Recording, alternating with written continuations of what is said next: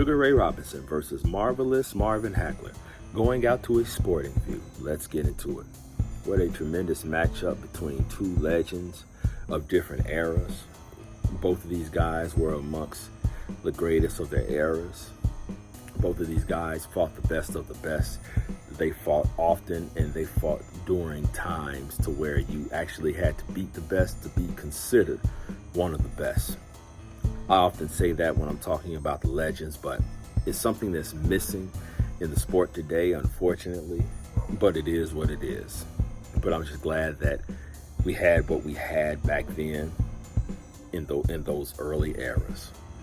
So Marvelous Marvin Hagler versus Sugar Ray Robinson. Let's get into it. So I'll start off with Marvelous Marvin Hagler. He's considered one of the best middleweights, if not the best middleweight of all times, and for good reasons. He was a great southpaw, great boxer, had tremendous power, tremendous footwork, had a great jab, and of course, the southpaw advantage against any conventional fighter. So Marvelous Marvin Hagler was tough, and he's considered to have one of the best chins in the sport. As far as Sugar Ray Robinson, great fighter, great footwork, slick boxer, great hand speed combined with power. And that's a dangerous combination, hand speed combined with power. A great upper body movement, and so on and so forth. So I could go on and on about both of these fighters, how great they are, but I'm here to declare a winner. And once again, these fights are not easy to call because both fighters were great in their time, and both of these fighters have such great attributes.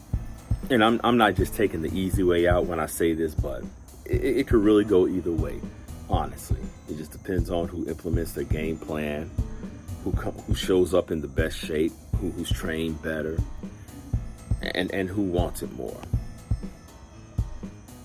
Marvelous Marvin Hagler may have a slight advantage because of the southpaw advantage. As I mentioned, southpaws aren't easy to fight. They aren't easy to figure out.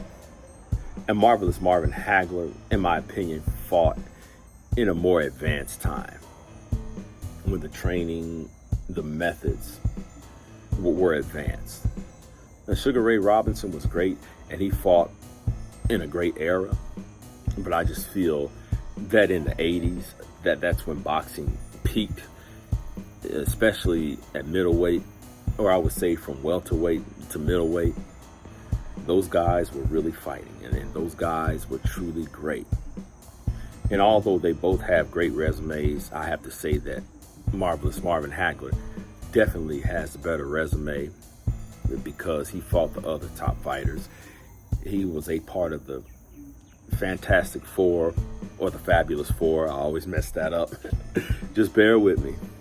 But the Fantastic Four or the Fabulous Four consisted of Roberto Duran, Sugar Ray Leonard, Tommy Hearns, and of course Hagler himself. So all of these guys fought each other, and Hagler beat all these guys. He beat Duran, he beat Hearns, and he beat Leonard. And so an argument can be made that Hagler was the best of the Fantastic Four. Well, I'm just going to say he was the best of the Fabulous Four. I use it interchangeably. Fantastic, fabulous. You get what I'm saying. I'll get it right one day, just not today. But anyway, you do have to consider Sugar Ray Robinson's hand speed, his power, and his footwork. But as far as I can see, I'm just looking at the footage that I've seen of Sugar Ray Robinson. His best days were at welterweight. Correct me if I'm wrong. I don't know everything, but it seems like his best days were at welterweight. And so fighting Marvelous Marvin Hagler at 160 definitely gives Hagler the advantage at 160. So just weighing everything that I said and taking into consideration all the attributes, Hagler's power, jab, southpaw stance, chin, Sugar Ray Robinson's footwork, hand speed, combined with his power and his upper body movement. It just seems that Marvelous Marvin Hagler has all the advantages in this fight. And so I'd imagine this fight will be a 15-rounder. It will be a 15-rounder, so it would definitely come down to stamina. And Marvelous Marvin Hagler has definitely shown that he has the better stamina between the two. And so I'm going to go with Marvelous Marvin Hagler by late knockout. Those are my thoughts. Please let me know yours. I'm sure you will. And I'll see you on the next video.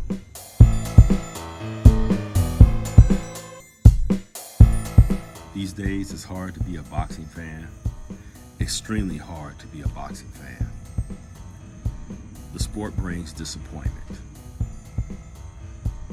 And the culture has changed so much from when I started watching boxing back in 1989. I was 11 years old. And the first fight I sat through was Mike Tyson versus Frank Bruno 1. I remember that as if it was yesterday. And then at that time, they were playing the Rocky reruns. And so I was definitely hooked on boxing from that point. I just loved the sport. I just loved the competitive nature of it. I just loved the risk factors. But just seeing the skills, the wills, and the toughness of fighters back then. And it didn't have anything to do with an undefeated record. The best fought the best, win, lose, or draw. You could win, you could lose, but you were still great because you fought the best and you were among the best. But these days, it's record worship. Modern fans, they don't rate the performances, they rate the record. So you could have a tremendous performance in a close fight that you lost, but still get ridiculed because you lost the fight, because of the record, because of the number on your record. Now, I'm not saying that the record is not important, man. If fighters can achieve greatness, if fighters can break records of past fighters, then more power to them.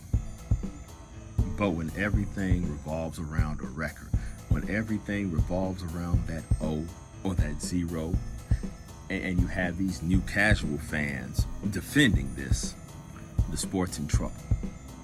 And a lot of people get tired of me talking about it, making the same points. But when you watch the sport, we'll put it this way.